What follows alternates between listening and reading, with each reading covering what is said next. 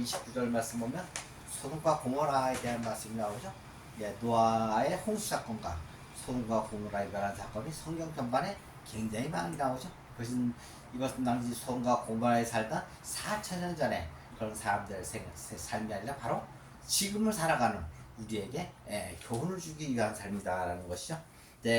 다시 말해서 이 소돔과 고모라를 멸하기 전에 우리 아브라함이 먼저 하나님께 기도하는 장면을 알 수 있죠. 50명에서부터 시작해서 10명까지 여호와 하나님이 아브라함에게 소돔과 고모라 성의 의인 10명이 있으면 멸하지 않겠다는 약속을 받았죠.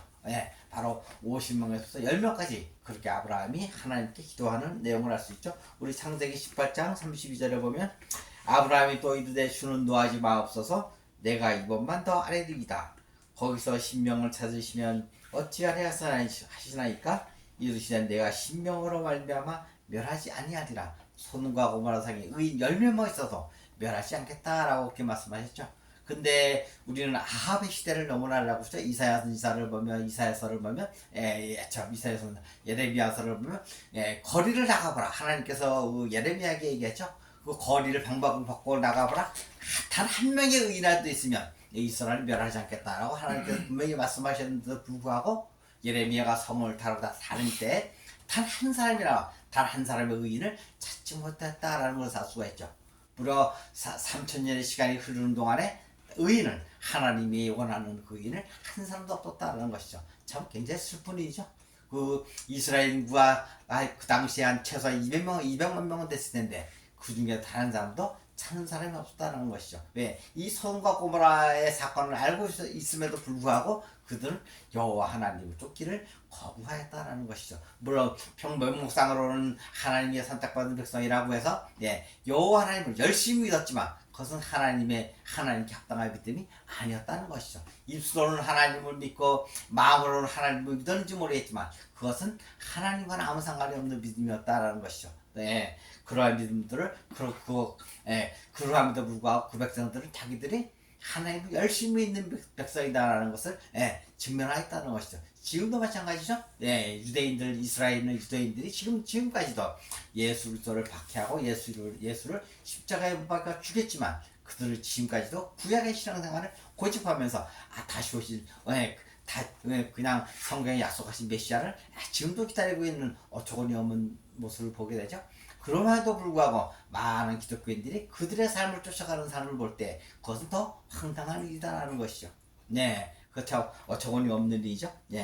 그리고 또 하나, 또 오늘 성경을 보면 롯의 아내는 집안일에 거의 관심이 없다는 사람이다라는 걸 알 수가 있죠. 우리는 어디서 그걸 알 수가 있는가?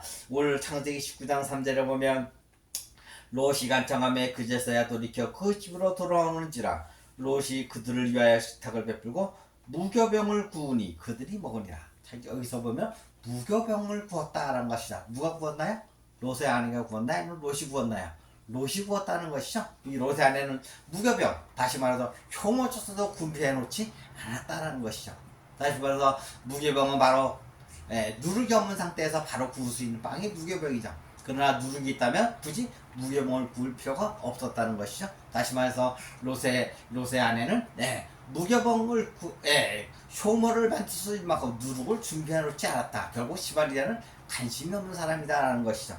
다시 그래서 무교병 그러면 우리는 6월절에 먹는 음식이고 출애굽 첫날에 먹는 음식이다 그렇게 알고 있죠. 바로 효모식 구운 빵을 무교병이다라는 것이죠. 그러면 롯의 아내는 왜 그냥 이것이 그냥 소금기둥이 되었는가? 왜 롯의 아내가 뒤를 돌아보았을까 하는 우리는 저 궁금증이 생기죠. 그 전에 우리는 창세기 19장 14절에 보면 롯이 나가서 그 딸들과 결혼할 사이들에게 말하여 이르기를 여호와께서 이 성을 멸하실 터이니 너희는 일어나 이곳을 떠나라 하되 그의 사위들은 농담으로 여겼더라. 바로 롯이 두 딸 정원한 사이들에게 얘기했죠. 여호와 하나님께서 이 소돔과 고모라를 멸하실 테니 너희들은 날과 함께 떠나가라 라고 얘기했는데도 불구하고 그 사위들은 농담으로 여겼더라라는 참 어처구니 없는 그런 얘기겠죠.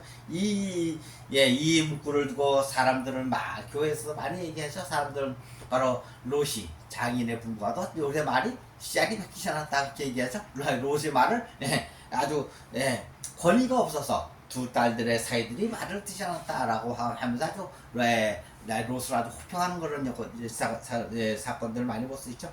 그러나 롯이 권위가 없는 것이 아니라 바로 롯의 두 딸들의 사이가 될 사람들이 의인 롯의 말을 듣지 않았다라는 것이죠. 왜 그러냐면 롯은 악인이 아니었기 때문이다라는 것이죠. 다시 말해서 끼리끼리 모인다고 하죠.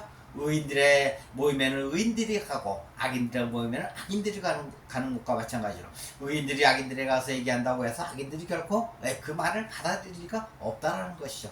또 악인들이 의인들의 모임에 와서 자기들의 얘기를 한다고 해서 의인들이 그 말을 받아들일 리가 없다는 것이죠. 다시 말해서 이 롯의 두 사이들이 롯의 말을 듣지 않았다는 것은 바로 롯의 두 사이가 바로 악인이었다라는 것이죠. 그가 의인이 아니고 악인이었다라는 것을 판증해주는 말씀이다라는 것이죠. 바로 우리 하나님께서 소돔과 고모라 성을 멸한 이유가 나오죠.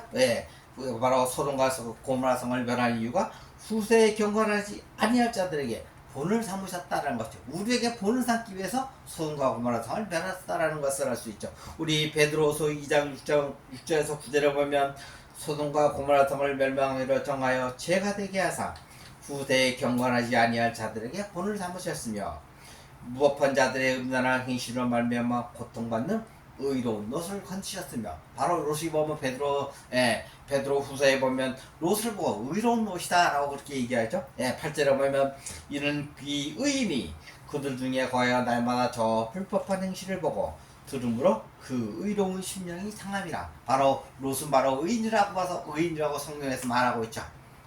바로 롯이 의인이라면 결코 롯을 폄하해서는 안 된다는 것을 우리는 들어야 하는 것이죠. 비록 창세기 사건에 소돔과 고모라를 멸망했지만 롯이 두 딸들 사이들에게 말을 멸망하겠다고 소돔과 고모라가 멸망한다고 말을 전하였지만 그 사이들이 말을 듣지 않은 것은 롯의 권위가 없어서 그런 것이 아니다라는 것을 우리는 분명하게 알아야 된다는 것이죠. 바로 그렇게 롯의 권위가 없어서 두 딸들의 사이들이 말을 듣지 않았다면 그것은 바로 사람의 뜻이다라는 것이죠. 성경과는 아무 상관이 없다는 것이죠. 성경은 창세기부터 계시록까지 전부 다 하나님의 말씀으로 구성되어 있죠. 어느 한 구절을 이해한다면 그 이해하려면 반드시 아예 성경 전체의 내용을 알아야만 이 구절을 이해할 수 있다는 것이죠. 어떤 편협된 지식 가지고 편협된 부분만 가지고 성경을 본다면 그것은 성경을 다르게 해석한 것이 아니다라는 것이죠.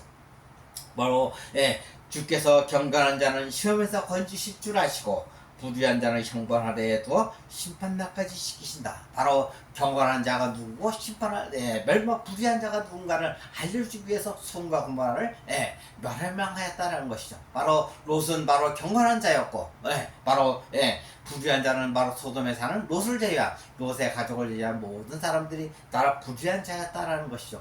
오늘을 살아가는 우리도 부귀한 자 속에 끼는 것이 아니라 바로 경건한 자가 되어야 한다는 것을 보여주고 있죠. 바로 롯이 바로 의로운 심령이 상함이라는 것은 롯을 바로 의인이라 칭하였고 바로 그러면서 롯이 소돔과 고모라를 향해 간 것도 바로 삼촌 아브라함을 고생을 더 하게 시키기 위해서 자기는 더 좋은 곳으로 갔다라고 우리는 그렇게 많이 들었죠. 그러나 그런 것이 아니다라는 것을 성경은 분명하게 얘기하고 있죠. 롯이 만약에 의로운 의인이라면 굳이 소돔과 고모라를 갈 필요가 있었겠는가 하는 것이죠. 바로 롯이 의로운 의인이기 때문에 소돔과 고모라를 간 것이지 그렇지 않다면 가나안 땅에 그냥 머물러 있었을 것이다라는 것이죠. 바로 우리 성경은 분명히 말하고 있죠. 바로 창세기 2장 18장 2장 8에서 13절에 보면 아브라함이 롯에게 말하죠. 아브라함이 롯에게 이르되 우리는 한 친족이라 나나 너나 내 목자나 서로 다투게 하지 말자. 내 앞에 온 땅이 있지 아니하냐. 나를 떠나가라. 내가 좌하면 나는 우하고 내가 우하면 나는 좌하리라. 바로 롯이 좌측으로 가면 자기는 우측으로 갔고 아브라함이 롯이 또 좌측으로 가면 아브라함은 우측으로 가겠다라는 얘기죠. 이에 롯이 눈을 들어 요단 지역을 바라본 저 소알까지 온 땅에 물이 넉넉하니 여호와께서 소돔과 고모라를 멸하시기 전이었으므로 여호와의 동상 같고 애국 땅과 같았더라. 우리 사람들은 막 얘기하죠. 여호와의 동상 같고 애굽 땅과 같았더라라고 얘기할 때, 그러면 이 좋은 것을 아브라함이 양보해야지 왜 아브라함이 양보를 하고 자기가 취재했는가라고 하면서 롯을 아주 이기적인 사람으로 그렇게 많이 얘기를 하죠. 그러나 롯은 결코 이기적인 사람이 아니다라는 것이죠. 그러므로 롯이 오다 온 지역을 택하고 동으로 옮기니 그들은 서로 떠난지라. 아브라함이 가나안 땅에 거주하였고 롯은 그 지역의 도시들에 머무르며 그 장막을 옮겨 소돔까지 이르렀더라. 소돔 사람은 여호와 앞에 악하며 큰 죄인이었더라. 바로 이 13절 말씀에 롯이 왜 소돔을 택했는지, 소돔과 고모라를 택한 이유가 나오죠. 소돔 사람은 여호와 앞에 악하며 큰 죄인이었더라. 바로 하나님 일찍이 아브라함을 통해서 큰 복을 주셨죠. 그리고 그 아브라함을 통해서 예수 그리스도가 나올 것을 예언하셨죠. 그렇다면 롯이 굳이 소돔 사람들이 악하고 큰 죄인 앞에 나갈 필요가 있는가? 롯이 자청을 해서 소돔과 고모라 지역을 갔다는 것을 우리가 알 수 있는 것이죠. 바로 이 아브라함은 하나님의 약속을 이루어야 되기 때문에 결코 그 죄악이 창궐한 소돔과 고모라 지역에 갈 수 없었다는 것이죠. 그러므로 말미암아 롯이 자청해서 소돔과 고모라 지역을 갔다라는 것이죠. 그것이 여호와의 동상 같고 애굽 땅과 같아서 한 것이 아니라 바로 이 여호와 하나님의 약속의 말씀을 지키기 위해서 롯이 갔다라는 것이죠. 우리는 성경을 보면서 그렇게 이해해야 되는 것이죠. 바로 롯을 폄하해야 될 것이 아니라 롯과 같은 사람이 바로 의로운 사람이다라는 것이죠. 왜 성경은 그것을 분명하게 우리한테 얘기하고 있다는 것이죠. 롯으로 하여금 롯이 그러면 소돔과 고모라 지역을 택한 이유는 롯이 택한 겁니까? 아니면 하나님 아버지께서 택하신 거예요? 하나님 아버지께서 롯으로 하여금 소돔과 고모라 지역을 택하게 했다라는 것이죠. 바로 롯으로 하여금 소돔과 고모라 지역에 복음을 전하도록 하나님이 인도하셨다라는 것이죠. 바로 우리는 하나님의 절대 주권을 얘기하면서 세상 사는 모든 한 시간 동안에 하나님 우리를 인도하신다고 생각하지만 성경 말씀에 보면 성경 말씀이 우리에게 적용된다면 그것은 하나님이 온당한다 없고 사람의 뜻으로 한 것이다 라고 그렇게 판단하는 것도 잘못이라는 것이죠. 우리의 24시간 온 365일이 모두 다 하나님 아버지의 인도하심 속에 우리가 결정을 내리고 판단하고 행동한다는 것이죠. 그러나 그 판단이 잘못될 수도 있고 잘날 수도 있지만, 잘못된 판단이라면 그것은 하나님의 판단 아니고 내가 사람의 생각으로 판단하는 것이죠. 바로 롯은 소돔과 고모라 지역의 말씀을 전하려고 바로 그 지역을 택했다라는 것을 기억하고 택했다는 것이죠. 그러므로 롯이 의로운 사람이다라는 것을 우리는 베드로후서에다 베드로가 분명히 얘기하고 있죠. 그 의인이 소돔과 고모라의 죄악을 보면서 그 의로운 심령이 매일같이 상했더라라고 얘기를 하고 있는 것이죠. 창세기 18장 19절에 보면 내가 그 자식과 건색에 명하여 여호와를 도를 지켜 의와 공도를 행하게 하려고 그를 택하였나니, 바로 의와 공도를 행하고 누구를?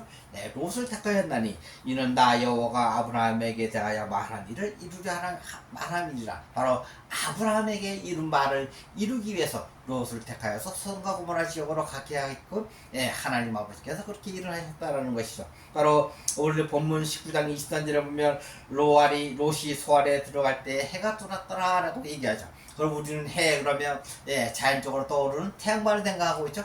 그러나 성경에서 말하는 해는 태양을 얘기하는 것이 아니죠. 성경에서 말하는 해는 바로 여호와 하나님을 해로 표현한다라는 것이죠. 우리 시편 84장 11편을 보면 여호와 하나님은 해요 방패시라. 여호와께서 은혜와 영화를 주시며 정직하게 행하는 자에게 좋은 것을 아끼지 아니하실 것입니다. 바로 이 성경은 여호와 하나님을 해라는 표현도 쓰고 방패라는 표현도 쓰고 빛이라는 표현도 쓰고 반석이라는 표현도 쓰고 많은 표현을 쓰면서 여호와 하나님을 지칭한다는 것을 알고 있죠. 다시 말해서 그냥 해는 해고 여호와 하나님이 아니라 바로 성경에서는 여호와 하나님을 두고 다양하게 표현을 한다는 것을 기억해야 되는 것이죠. 성경을 볼 때마다 여호와 하나님에 대한 얘기가 수도 없이 나와 있다는 것을 우리는 알고 있죠.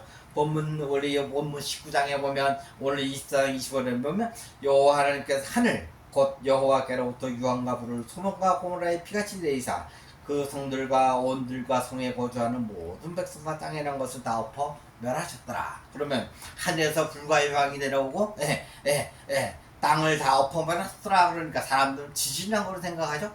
소돔과 고모라 땅이 지진이 나서 그냥 땅속 깊이 묻혀버린 거 그것이다 라고 생각하지만 결코 성경에서는 지진이 났다는 얘기를 한마디 산 적이 없어요. 단지 하늘에서 불과 유황만이 내려왔다라는 그런 말씀을 하고 있죠. 그러면 도대체 우리가 생각하는 불과 유황과 하나님이 생각하는 불과 유황이 동일한 것인가라는 것이죠. 우리는 불이라면 그냥 화를 타는 불, 또 유황이라면 유황가스 그것만 생각하고 있죠. 그러나 하나님이 생각하는 유황과 불은 과연 무엇인가라는 것이죠. 하나님이 생각하는 불은 화를 타는 그런 불이 아니라 바로 심판을 얘기한다는 것이죠.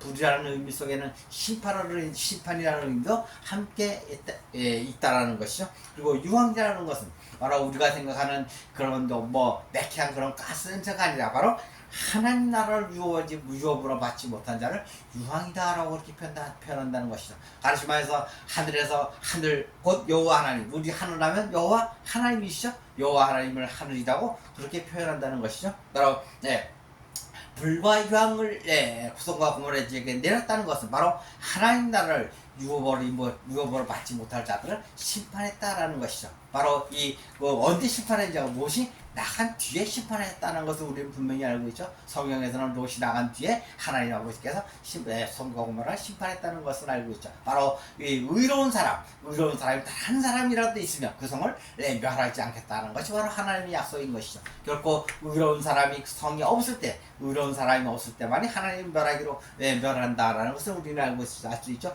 다시 말해서 불과 유황이라는 것은 바로 하나님 나라를 유업으로 받지 못할 자들을 심판하는 것을 바로 불과 유황이다라는 것이죠. 바로 여호와 하나님을 떠난 백성에게 불과 유황으로 심판하시는 것이죠. 우리 이사야서 2장 8절에 보면 너희 소돔의 권원들아 여호와의 말씀을 들을지어다.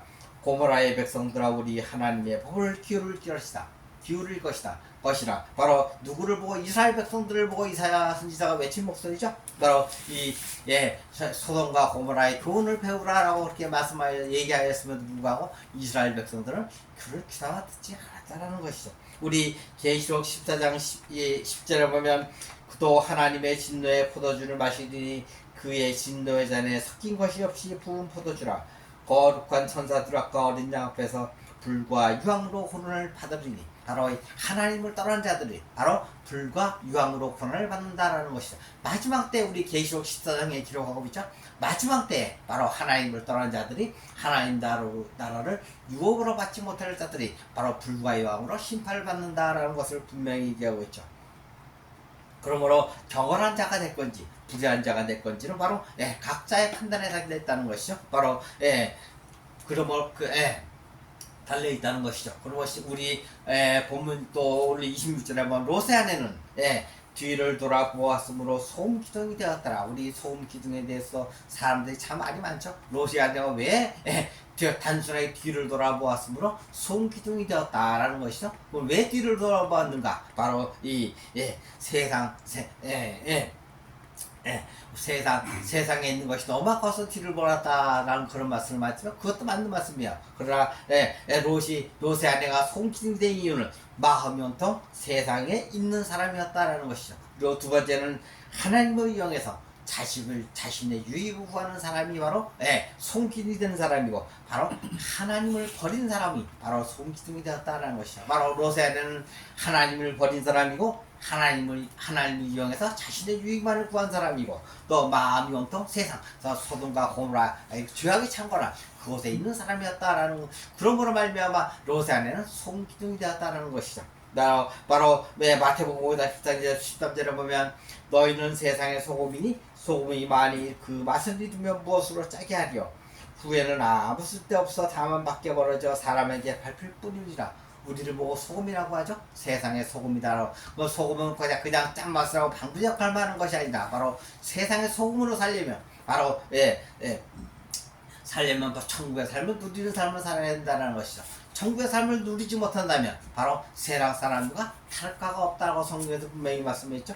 다만 쓸데없어 밖에 버려져 사람에게 밟힐 뿐이니라. 바로 사람들에게 밟힌다라는 것이 바로 내가 예수를 믿었느냐 그러면 과거는 예수를 지금도 현재 예수를 믿고 있고 천국의 삶을 누리지 못하면 세상 사람들이 보고 뭐라고 생각했는가라는 것이죠. 바로 그는 하나님과는 아무 관계가 없는 그런 사람이다라는 것이죠. 바로 천국의 삶을 누리는 것, 그것이 바로 세상의 소금과 같은 삶이다라는 것이죠. 우리는 소금이라 하면 단지 방부제 역할, 물건, 어떤 음식을 썩지 않게 하는 그런 것이 아니라 바로 이 하나님이 말씀하신 소금이라는 것은 바로 너희가 세상 속에 살아가면서 천국의 삶을 누리며 사는 그리스도의 자녀들이다라는 것을 분명히 얘기하고 있죠.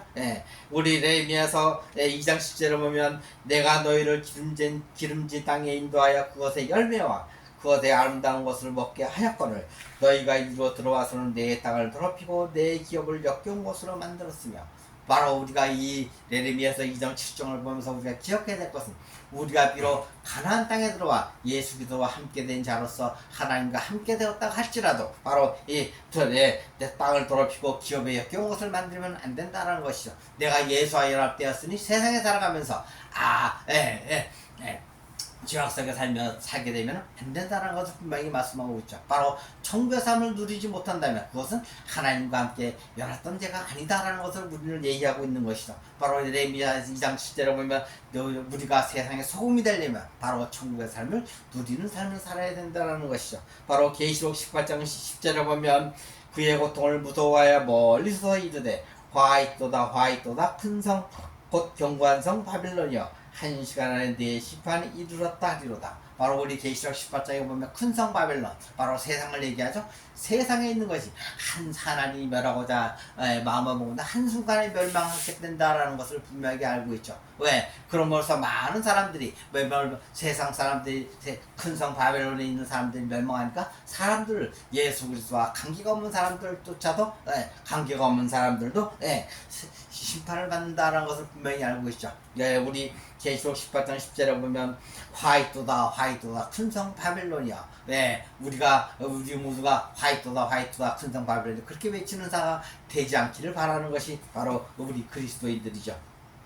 또 오늘 말씀에서는 바로 마지막 때 일어날 일들, 소돔과 고모라 성이 마지막 때 무슨 일이 일어날 것인가라는 것을 우리에게 보여주고 있는 것이죠. 바로 마지막 때 일어날 일, 바로 소돔과 고모라 성을 보면서 낙인에게 나타날 일을 먼저 얘기하고 있다는 것이죠. 누가복음 11장 28절에서 32절에 보면 또 롯의 때와 같으리 사람들이 먹고 마시고 사고 팔고 심고 집을 짓더니 롯이 소돔에서 나가던 날에 하늘로부터 불과 유황이 비오듯 하여 그들을 멸망시켰느니라. 인자가 나타나는 날에도 이와 같으리라. 바로 예수님이 오신 날에도 소돔과 고모라처럼 사람들이 먹고 마시고 사고 팔고 심고 집을 짓고 있음에도 불구하고 하나님께서 오신다라는 것이죠. 그러면 우리가 사람들이 먹고 마시고 사고 팔고 세상 모든 일을 할 때 하나님께서 오신다라는 것이죠.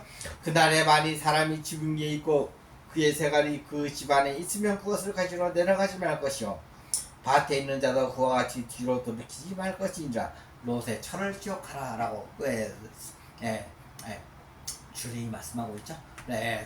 다시 말해서 롯의 철처럼 소금 기둥이 될 것인지 아니면 세상 속에 마음을 온전히 빼앗기는 롯의 처럼 될 것인지 아니면 세상 가운데 살아가면서도 세상의 마음을 빼앗기지 않고 그리스도의 장성한 자비량으로서 분량이 충만해지게 살아갈 것인지 이걸 결정하라는 것이죠. 여호와 하나님의 말씀을 우리는 29절에 보면 불과 용이 비오듯 하여 그들을 멸망시켰느니라 하죠. 그러면 비라고 하면 우리 내리는 비만을 생각하지만 결코 비는 내리는 비를 성경에서 말하지 않는다는 것이죠. 우리 신명기 32장 2절 한번 같이 찾아볼까요? 신명기 32장 2절 에서는 비를 과연 뭐라고 표현하는가 라는 것을 우리는 알아야 되는 것이죠. 비라는 것을 신명기 32장 2절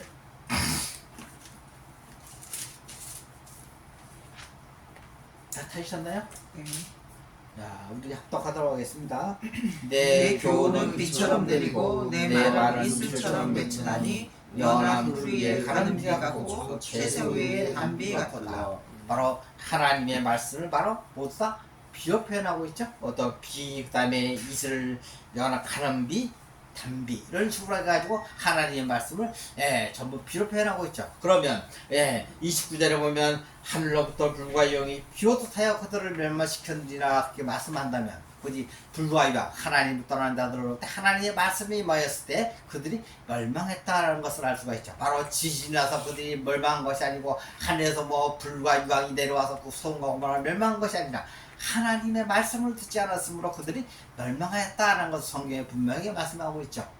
굉장히 무서운 얘기 아닙니까? 이 얘기는 세상에 있는 많은 사람들도 예수 그리스도를 믿기를 거부한 사람들이 참 많죠. 예, 그들은 언제 죽을지 몰라. 그들은 마찬가지로 먹고 마시고 사고 팔고 심고 집을 짓고 있는 사람들이죠. 그러나 하나님의 말씀을 듣지 않는다면 그런 불과 유황으로 멸망을 받게 된다는 것을 성경은 얘기하고 있다는 것이죠. 바로 이 비라는 의미가 여호와 하나님의 말씀을 가지고 비라고 표현한다는 것이죠. 성경에서는 굉장히 귀적인 표현들이 많죠. 그러므로 반면에 또 하나님 나라를 유업으로 받을 자는 누구인가? 우리 에베소서 5장 1에서 5절을 보면 그러므로 사랑을 받는 자녀같이 너희는 하나님을 본받는 자가 되고 또 그리스도께서 너희를 사랑하신 것 같이 너희도 사랑 가운데 생활하라. 그는 우리를 위하여 자신을 버리사 향기로운 제물과 희생제물로 하나님께 드리셨느니라. 바로 예수님이 십자가에 자신에서 십자가에 죽으셨죠. 우리 누구를 대신해서 바로 세상에 있는 모든 사람들이 아니라 그리스도인들 여호와와 함께 연합될 사람들을 위해서 예수님께서 십자가에 죽으시고 사흘 만에 부활했다라는 것을 알 수가 있죠. 하나님께서 바로 전능하신 하나님께서 우리를 위해서 십자가에 죽으셨다라는 것이죠. 그러므로 우리가 그리스도와 함께 연합되는 그 순간에 그 순간 우리는 죽고 다시 살아나는 삶을 살게 된다는 것이죠. 그런 거로 성경은 분명히 얘기하고 있죠. 우리는 너희는 하나님의 성전이고 하나님의 밭이고 집이고 또 너희를 값주고 샀다라고 얘기한다는 것이죠. 바로 예수님이 바로 우리로 하여금 우리가 예수와 함께 연합됨으로 말미암아 우리가 죽고 다시 살아남으로 말미암아 하나님이 우리를 값주고 산 사람이다라는 것이죠. 바로 그것이 바로 우리의 삶인 것이죠. 바로 우리가 육체가 아직 나는 눈을 멀쩡히 뜨고 있는데 나는 아직 죽지 않았다 그런다면 그것은 여고 예수 그리스도와 연합된 사람이 아니라는 것이죠. 예수 그리스도와 연합되는 순간에 우리는 죽고 다시 그 순간 동시에 부활하는 삶은 새로운 피조물로서의 삶을 살아가게 된다는 것이죠. 바로 새로운 피조물이라서 새 것을 입게 된다는 것이죠. 우리 과거에 죽었다는 것은 바로 생명이 죽은 것이 아니라 바로 과거에 있는 육체와 함께 정욕과 탐심이 바로 죽었다라는 것이죠. 바로 그리스도께서 십자가에 죽으신 것은 바로 우리의 전욕과 탐심을 다 짊어지고 그게 십자가에서 죽으셨다는 것이죠. 그리고 사흘 만에 부활하심으로 말미암아 우리로 하여금 새로운 피조물이 되게 하는 것이 바로 예수의 은혜다라는 것이죠. 그러므로 우리가 음행 가운데 온갖 더러운 것이나 음행 가운데 있을 필요가 없다라는 것이죠. 바로 우상 숭배하는 자, 음행하는 자, 또 탐욕 가운데 있는 자들은 결코 하나님 나라를 유업으로 받을 수 없다라고 성경은 그렇게 이해하고 있죠. 그러므로 왜 우리는 계시록 21장에 보면 하나님의 하나님 나라에서 유업을 받을 자에 대한 내용들이 잘 나오죠. 계시록 21장 우리 1절에 보면 또 내가 새하늘과 새 땅을 보니 처음 하늘과 처음 땅이 없어졌고 바다도 다시 있지 않더라. 바로 물이 모인 것이 바로 바다가 되죠. 바로 성경에서 물 하면 그냥 자연에 흘러가는 물이 아니라 바로 우리 사람들을 보고 물이라고 표현한다는 것이죠. 물이 모이면 바다가 된다는 것이죠. 바다가 없었다는 건 그래서 예수 그리스도와 관계가 없는 사람, 예수를 믿지 않은 사람들은 바로 없었다라는 것이죠. 바로 처음 하늘과 처음 땅이 없어졌고 새 하늘과 새 땅이 생겼다라는 것은 바로 우리가 들어갈 것이 바로 하나님의 자녀들이 들어갈 것이 새 하늘과 새 땅이라는 것이죠. 이 지구가 변해서 새 하늘과 새 땅이 되는 것이 아니라 바로 예수 그리스도 안에 들어가는 것이 새 하늘과 새 땅에 사는 삶이 된다라는 것을 분명히 얘기했죠. 그러나 많은 사람들이 이 새 하늘과 새 땅, 처음 하늘과 처음 땅이 무엇인지 몰라서 그냥 저 하늘과 땅만을 생각하고 지구가 변화된다. 그래서 우리가 이 땅에서 살아간다라고 얘기하지만 그것은 사람의 해석인 것이죠. 바로 이 새 하늘과 새 땅이라는 것은 바로 여호와 하나님, 바로 예수 그리스도에 들어가는 것, 하나가 되는 것이 바로 새 하늘과 새 땅에 사는 삶이다라는 것이죠.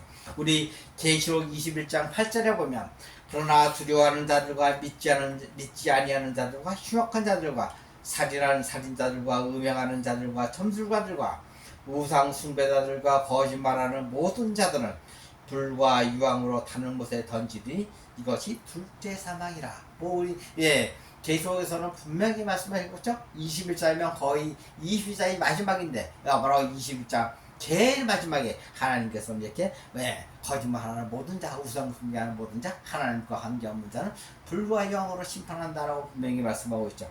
그러면 대체로 또 21장 20절로 뭐 이런 얘기도 나오죠. 무엇인지 속된 것이나 가증하니 또는 거짓말하는 자는 결코 그리로 들어가지 못하되 바로 천국에 들어가지 못한다는 것이죠. 오직 어린 양의 생명이 기록된 자들만 들어가리라. 바로 하나님의 자녀들만 바로 예수 그리스도 안에 들어갈 수 있다라고 얘기하는 것이 바로 새하늘과 새 땅에 들어가는 사람들, 바로 어린 양의 생명책에 기록된 사람들만이 새하늘과 새 땅에 들어간다라고 기록되어 있다는 것이죠. 바로 우리 모두가 하나님의 자녀들로서 새하늘과 새 땅에 들어갈 수 있는 그런 자격이 있는 사람들이라는 것이죠. 그러면 세상의 소금과 지구가 살아야 되는 것이죠. 바로 천국의 삶을 누리면서 살아가는 것이 바로 우리의 본분이다라는 것이죠. 그것은 재물의 많고 적은 물질의 많고 적은과 아무 상관이 없다라는 것이죠. 바로 이 구약의 사건들은 과거의 사건들임에도 오늘은 사는 우리들에게 교훈이 되어야 한다는 것이죠. 또 과거에 일어난 사건으로만 치부하지 말고 지금 살아가는 우리들도 자신을 되돌아보는 반면교사로 삼아야 한다는 것이죠. 내가 경건한 자 속에 있는가 아니면 불의한 자 안에 있는가라는 것을 우리가 판단함으로써 주님께 기도해야 된다는 것이죠. 내가 불의한 자가 아니라 경건한 자가 혜택해달라고 주님께 간청하고 매달려야 한다는 것이죠.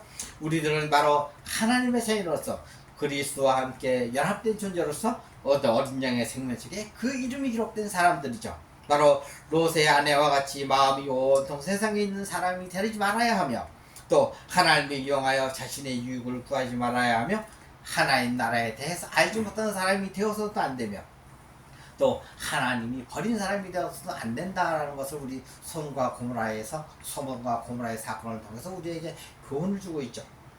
바로 불과 영의 심판이 의인들에게는 임하지 않으나 바로 악인에게는 반드시 임한다는 것을 기억함으로써 어려움을 감내하는 복이 임하기를